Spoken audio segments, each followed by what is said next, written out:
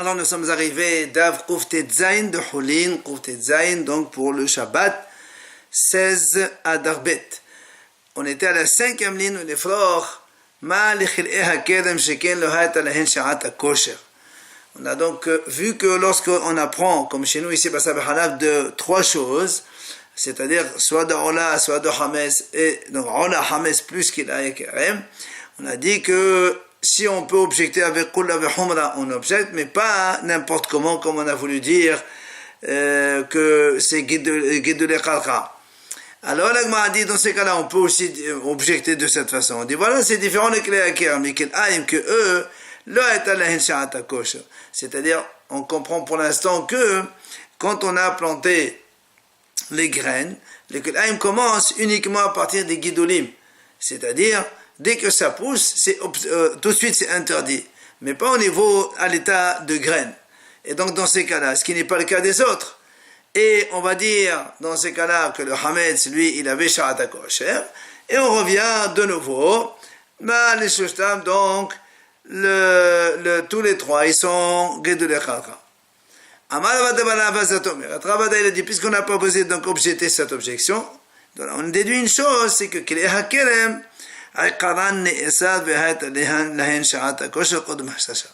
de là, on apprend que quand on sème des choses mélangées, donc des espèces mélangées, dès qu'on les a semées, déjà c'est interdit. C'est-à-dire, on n'attend pas que ça repousse dans le sol. Donc, comme les graines, avant de les mélanger, ils étaient permis, ça s'appelle Sha'at kosher. Et comme donc dans le Hamed, c'est la même chose. Et on n'a pas voulu donc objecter cette objection. De là, on apprend que c'est la même chose. Maintenant, Métiv Rav Shemaya Bazraïla, Rav Shemaya l'objecte. Il dit pourtant, nous on a vu dans une Mishnah, si quelqu'un il a une plante dans un pot qui est percé, on le fait passer dans une, donc là il y a déjà 2 espèces, on le fait passer dans une vigne.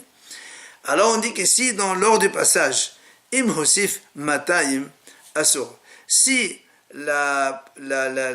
l'espèce qui se trouve dans le pot a poussé 1 sur 200 pendant le passage dans la vigne. Or nous on sait que dans le Kil'aim, ça se nul dans 1 dans 200. Or si ici, sur les 200, il y en a un qui a poussé, donc ça fait 1 plus 199, assourd. Donc il n'y a plus de bétoul, et c'est interdit. Et là on a dit, tu vois bien que Hosif, seulement si ça a poussé, donc il y a un mélange Kil'aim, le Hosif là, mais s'il n'y a pas eu 1 sur 200 qui a poussé, il n'y a pas de problème. Alors donc tu vois bien qu'à partir de la Zri'a, dès qu'on a semé, il n'y a pas de issur. Toi tu me dis que dès qu'on a été Zoréa, c'est déjà interdit le Kil'aim. Sur ce, Amar Abaye, il vient Abaye répond. Il dit, en fait, on a 2 psukim dans le Kil'aim. Le pasuk dit comme ça, Penterdash Hamle'a Hazera. Alors il dit Abaye comme ça, de peur que donc la mléa, c'est-à-dire ceux qui vont pousser, comme ça il explique donc, Haketsat, Zadou Ameakaro, si quelque chose elle était déjà planté dans une vigne, alors là, Behashrasha, c'est-à-dire donc dès qu'on l'a plantée, elle est déjà interdite. Par contre, Zadou, on va, mais si il était déjà semé dans un pot et après on le fait passer dans le mélange de Kilaim avec le Kerem, Hosif in la Hosif là, seulement s'il a augmenté de 1/200, c'est là où il devient interdit parce qu'il y a moins que 1 sur 200, sinon ce serait permis. Bien maintenant, l'Agma nous dit Matnitin, de la Kehaitana. Notre Mishnah, que nous on a dit que Basab et Halav interdit de profiter, elle ne marche pas comme ce Tana. Lequel? Des Tanya. La Brette a dit comme ça. Rabbi Shimon ben Yehuda Omer, Mishum Rabbi Shimon. Rabbi Shimon ben Yehuda, au nom de Rabbi Shimon, il dit Basab et Halav, Asur ba'achila, Umota ba'hana'a. Le mélange des viandes, c'est assur de manger, mais c'est permis de profiter. Pourquoi? Sheneama Ka'am Kadosh Ata. C'est marqué donc dans ce passage justement donc de l'Odi Bachel Gedi, Ka'am Kadosh Ata, Hashem Elecha, tu es un peuple sacré pour ton Dieu. Or, on est mal à l'âme de le passage qui continue là-bas, donc vous serez des gens sacrés, vous ne mangerez pas le taref.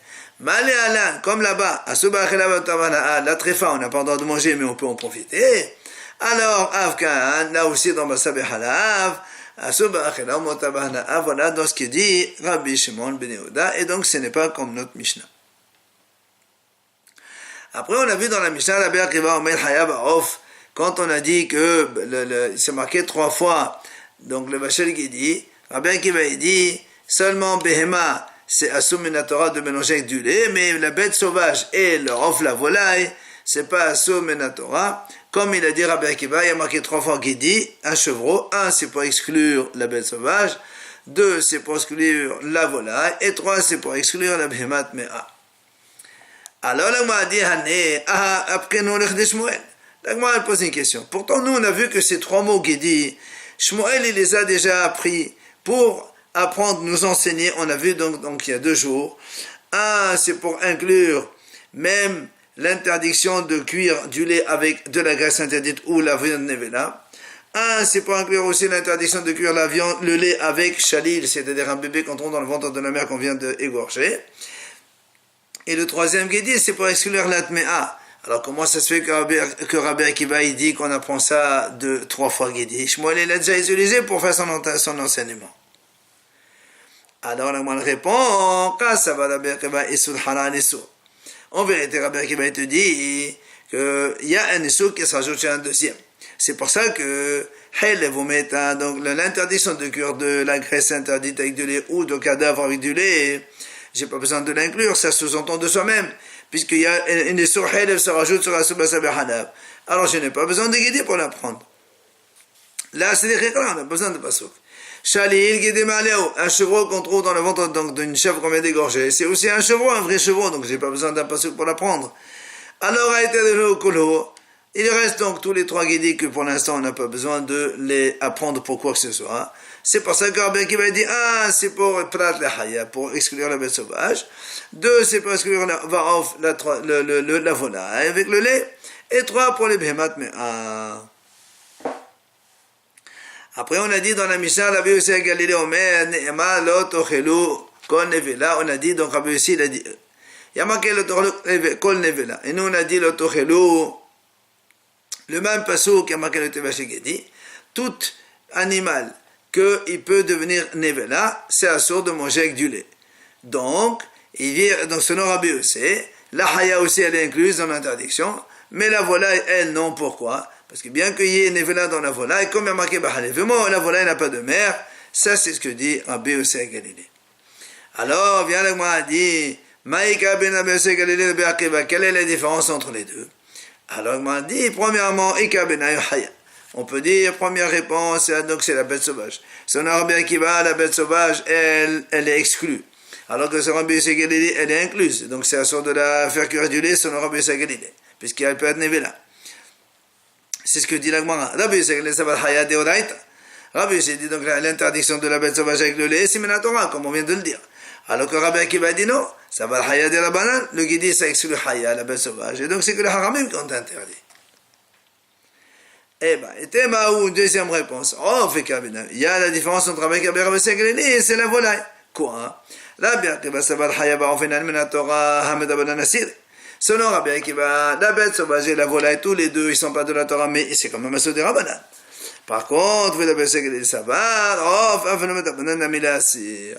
Et Rabbi Yossi, lui, il dit non, même le off, même de Hachamim, c'est moutar. D'ailleurs, on ramène ici une preuve. Dans la ville où se trouvait Rabbi Eliezer, c'est-à-dire Rabbi Eliezer dans Shabbat, le père Rabbi Eliezer de Mida. On dit que selon Rabbi Eliezer, lui, il dit que marchere ochen nefesh, ou marchere mitzvah, pardon, ça repousse même le Shabbat. C'est-à-dire si on a une brite à faire, on n'a pas de couteau, on peut allumer le bois, fabriquer le couteau pendant le Shabbat selon Rabbi Eliezer. Et dans son endroit, on faisait comme ça. La même chose. Et dans l'endroit de Rabbi Yossi à Galilée aussi, on mangeait la volaille avec du lait. Et là, Gemara raconte, Lévi, Yosef Rishba. Lévi, il a voyagé, il est arrivé chez un monsieur qui s'appelle Yosef Rishba, il chassait des oiseaux. On lui a amené à manger la tête d'un pan avec du lait. On a donc cuit avec du lait. Mais là, il n'aura rien dit. Comme c'était, comme selon Rabbi Yossi Galilée Simota, il n'a rien dit. Ah, la Gemara dit qu'il a comme de Rabbi. Quand il est allé voir Rabbi, Rabbi lui a dit Amali Amalus Teshmetenu. Pourquoi tu les as pas excommuniés? Comment ils font cuire la volaille avec du lait? Amali, il lui a répondu Lévi. Il lui a dit c'était l'endroit de Rabbi Yehuda Mitanahu. Moi j'ai dit peut-être que peut-être que lui il pense comme Rabbi Yosef Galilée justement que la volaille avec du lait c'est moutard complètement. Maintenant nouvelle Mishnah. Kevat Oved Kohavim Wishel Nevela Hadezu Asura. Quand on emploie maintenant dans cette page le mot keva, ça veut dire la panse, mais en vérité ici on parle du lait qu'on trouve dans la panse d'un animal, par exemple un veau qui vient de téter, et on fait la sheta, on trouve du lait dans la panse. On a dit le lait donc le lait de la panse d'un goy, c'est-à-dire un veau qui a été égorgé par un goy, ou bien le lait de la panse d'un animal cadavre. Hadezu Asura, on n'a pas le droit de manger ça. Sous-entendu, c'est comme la nevela, c'est comme la viande. Après la Mishnah dit Hamamid be'ol sur keva kshera, parce que quand on fait le fromage, on utilise le lait et on met là-bas de la pressure. Alors certains ils utilisent la viande donc la peau justement de cette panse. Alors si on utilise une panse cachère et on a mélangé avec du lait, on fait avec du fromage. La Mishnah dit si il y a le goût donc de cette viande là dans le lait, donc il n'y a pas 60 fois le volume du lait par rapport à la pressure qu'on met dedans, alors c'est assourd. Maintenant la Mishnah troisième idée, elle dit si on a un animal cachère qui a tété du lait, c'est un animal taref. Donc le lait qu'on trouve dans cette panse-là, il est taref, puisque c'est du lait d'un animal taref, c'est taref. Et donc, assourd de boire ce lait. Maintenant, si c'est au contraire un animal taref qui a tété chez un animal cachère, quand on ouvre l'animal taref après l'avoir donc fait la shita ou autre chose, eh bien le lait qu'on trouve dans son ventre, dans son estomac, dans sa panse, il est permis de boire. Pourquoi? Parce qu'en fait c'est du lait d'un animal cachère. Ça n'a pas été fabriqué par l'animal taref, donc ça a été tété. Donc la panse n'a servi que récipient pour donc recueillir ce lait-là.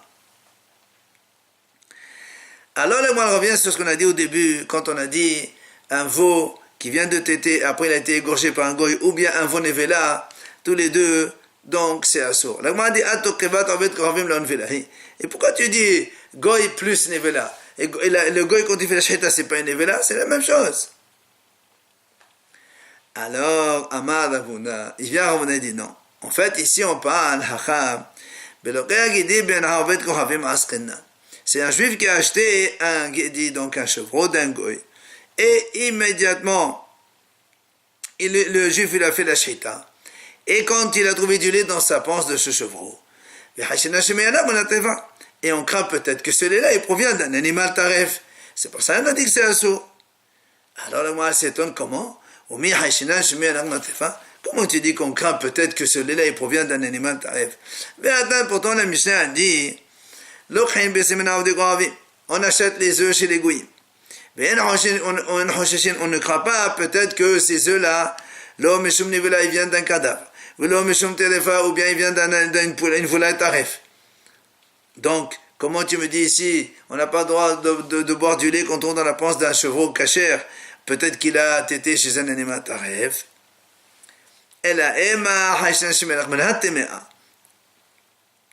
Gemara dit non, en fait on craint que ce chevreau-là, il a tété chez un animal tamé, c'est-à-dire une ânesse ou une autre chose, un animal qu'on ne mange pas. Ah, la Gemara dit pourquoi tu crains que taméa, mais tu ne crains pas que c'est une téléfa? Pourquoi dans la téléfa on a dit on ne craint pas, on peut boire, mais la shmenat, oui on craint. Alors la Gemara répond téléfa, la shriha, téméa shriha. Le taref c'est moins fréquent. Alors que téméa, dans le troupeau il peut y avoir plein d'animaux tamés, c'est pour ça c'est shriha, c'est fréquent, donc on craint. Alors la Gemara dit shriha, si c'est maintenant c'est fréquent la téméa. Alors nous aussi, pourquoi seulement celle d'un goy? Même la nôtre aussi, on a peut-être qu'elle a été, donc le chevreau il a été chez un animal tamé. Alors la m'a dit non, c'est différent. Pourquoi? Nous qui faisons attention justement donc de s'éloigner des animaux tamés, ici on voit un chevreau s'approcher d'un animal, d'une ânesse, mais face à une année on essaie de l'écarter. Alors les gars, c'est pour ça que les haramim ont dit que c'est caché. Les haramim n'ont pas fait d'exéra. Par contre, et nous les goyim, eux, de là-bas des ménaillots, de là-bas des ménaillots. Donc quand ils ont dans leur troupeau des ânesses et tout ça, et ça leur dérange pas pour autant. Quand ils voient des chevreaux ou des animaux cachés qui veulent téter chez un animal impur, là, mais fâché, ils ne les écartent pas, ils les laissent. Alors, c'est pour ça que les haramim ont décrété sur donc la keva de ces chevreaux-là des goyim. Ou Shmuel Amar, Shmuel, il vient donner une deuxième réponse. Pourquoi on a dit Keva de Goy plus Keva Nevela? Hadakaten. Shmuel dit en vérité, on parle de la même chose. Une seule chose. Keva, Shaita Dovet Gorvim, Nevela. C'est pour te dire que la Keva d'un Shaita d'un Goy, c'est une Nevela. Donc c'est pour ça que comme elle est Nevela, alors le lait qu'on trouve dans la panse, c'est assourd comme la Nevela elle-même. Alors il m'a dit comment? Comment tu dis que Shmuel il a dit comme cela? Pourtant, Shmuel il a dit, mais pourquoi on a interdit de manger le fromage des goyim? Mais Shmuel il a dit parce que, en fait, on craint parce que les goyim, comment ils maintiennent le fromage quand ils font le fromage? Ils mettent la pressure, donc à partir de la panse elle-même, c'est-à-dire la nevela elle-même. Ah, donc si Shmuel dit ça, si on n'utilise que le lait qu'il trouve dans la panse de cet animal, c'est moutard. Alors comment tu me dis que le lait qu'on trouve dans l'animal, eh bien c'est Nevela, Shmuel, alors que Shmuel dit le contraire? Alors la Gemara répond, là, effectivement, il n'y a pas de question. Comment? Kan kodem hazara, kan ahar hazara. En fait, c'est une discussion là-bas dans Maseret Avodah Zarah. Quand Rabbi Ishmael a demandé à Rabbi Yoshua pourquoi le fromage des goyim est assourd, il lui a dit parce que ils tiennent le fromage grâce à du lait de Nevela. Alors il lui a dit mais pourtant Rabbi Ishmael a dit le keva d'un korban olam c'est beaucoup plus grave et on dit que le Kohen peut l'avoir. Alors il a changé, il a dit non tu sais quoi parce qu'ils utilisent les panses avec le lait donc des veaux d'Avodah Zarah. Donc, au début, il a dit Kevat Nevela. Donc, c'est pour ça qu'il pensait que c'était assourd. Et après, les Har Hazara, Shmuel il a changé d'avis, il a dit, comme Rabbi Yoshua, en deuxième partie, comme quoi, c'est pas la Keva elle-même, c'est à cause de la Avodah Zarah que c'est assourd. Et donc, si c'était que la prière toute seule, si c'était pas de la Avodah Zarah, ça aurait été permis. C'est pas comme Nevela. On a dit donc si un animal kasher il a tété d'un animal taref, on a dit kebata asura parce que le lait qui se trouve il provient d'un animal taref, alors que la taref qui a tété chez un animal kasher, le lait il est kasher parce que c'est du lait qui a été tété donc à partir d'un animal kasher. Viens là, moi poser une question, comment tu dis ça? Pourtant dans la Risha même de notre Mishnah c'est marqué kebat ovet korab b'mishen nevela des asura. On vient de dire que la panse d'un goy, ou donc d'un nevela, elle est interdite, c'est-à-dire le lait qui se trouve dans cette panse, il est comme la panse, il est assourd. Comment toi tu me dis maintenant que le lait qu'on trouve dans une panse d'un animal taref, il est caché si elle a tété ces animaux cachés? Amar Rav Hazda. Il vient Rav Hazda et dit, en fait c'est différent. Pourquoi? Dans la Risha qu'on parle là-bas, que de la viande de Nevela, si on voit quelqu'un boire le lait d'ici, eh ben on se dit tiens, il boit de Nevela, c'est comme si il mange de Nevela, alors on craint le mal d'état, on interdit. Par contre, mais dans le deuxième cas où on a fait la shita, et qu'il y a shita, alors il n'y a pas de problème, il peut boire le lait. Là-bas, il dit, mais comment tu raisonnes? Non, c'est pas que c'est le contraire, c'est avec un raisonnement a fortiori. C'est-à-dire, et ça c'est déjà le cadavre de Meïssa, que c'est Maouz, que les gens ils savent très bien que c'est assourd de manger cette viande. Que même si tu autorises à boire le lait de ce cadavre, qu'on trouve dans la panse de ce cadavre. Là, jamais les gens ils vont manger le cadavre, puisqu'ils savent très bien que le cadavre c'est assourd. Amrat, là, tu me dis pourtant le lait il est assourd. Trefa, shruta, un animal tarif, qu'on a fait la shita. Et que si tu autorises à boire le lait de la panse de cet animal, là, les gens ils vont dire tiens, si on boit le lait, c'est que la viande elle est cachère. On peut la manger, alors qu'elle est tarif. La cholchekine qui faut interdire le lait quand on dans la panse.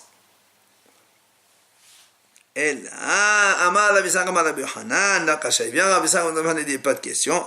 Là aussi, kan kodem hazara, kan lehar hazara, ou Mishnah, lo zaza memekoma. Donc là, dans la Risha, on parle que c'était avant que Rabbi Shai revienne, il parle d'Avodazara.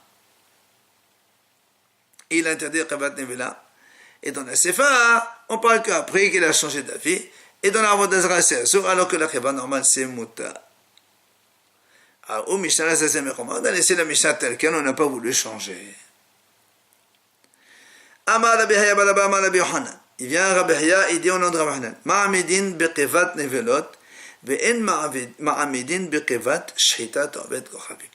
Donc, quand on veut fabriquer le fromage, on a le droit de tenir le fromage avec le fromage, avec le lait qu'on trouve dans la panse des nevelas, des cadavres, comme on a dit dans la Mishnah Hona, mais pas avec la panse d'un animal égorgé par un goy.